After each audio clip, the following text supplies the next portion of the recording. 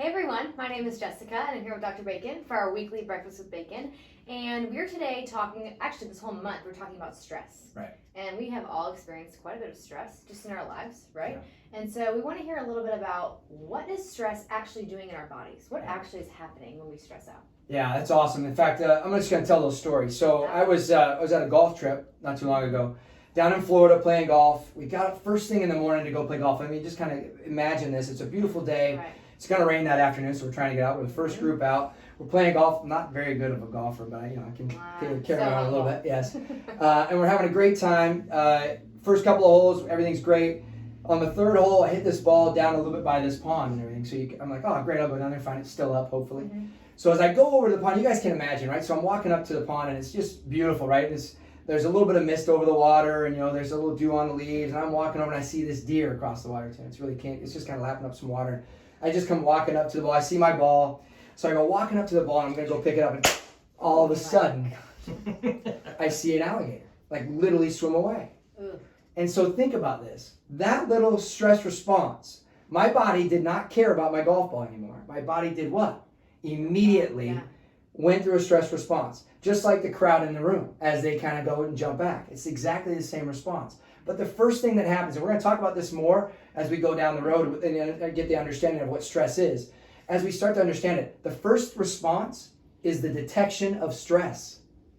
Mm-hmm. That's the first thing. You don't worry about cortisol. You don't worry about what's going on, or if that gator's got slow, or it's got bad teeth, or it's full, or it doesn't want to eat me, or what. You don't even think about that. Right. The first thing that happens is you detect the stress. Then you start to understand you got to get the heart rate up, right? Because you got to get ready to what? Fight or flight, run away. Mm-hmm. So you get the heart rate up, respiratory rate goes up. Then you get into more of a catabolic state, which is brilliant, instead of an anabolic state, which is like growth and repair. Mm-hmm. You're what? I got to run, I got to go. Right. I need energy, I need fuel.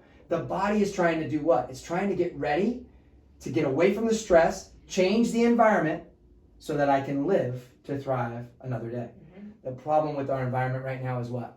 We're always running. Yeah, how much break do we get from that gator? How much break do we get from that stress? We don't. So this is where the minerals and the nutrients come in to help support it. So as we start to do this a little bit more, we're going to add in more to this, and we'll do this again next week, and we'll keep adding some info for you. But the goal for you guys is to understand, if you have questions or you have physiological changes in your body, the question isn't what drug am I missing or what surgery do I need, or it's more about what am I lacking? What am I toxic with? What am I deficient in? And how do I support the body? And that's where we come in to step in and help you guys out. So hopefully now everybody's heart rate's back down to normal after I kind of startled you.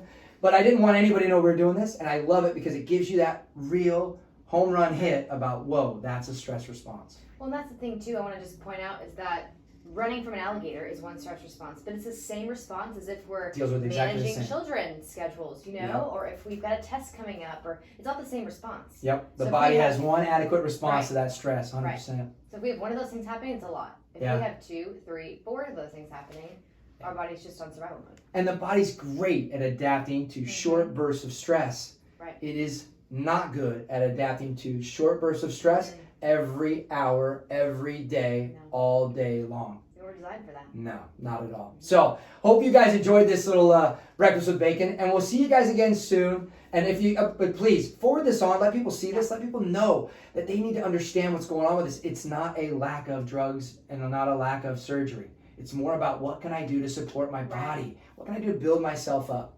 So we'll see you guys again soon. Hope you enjoyed it. Thanks.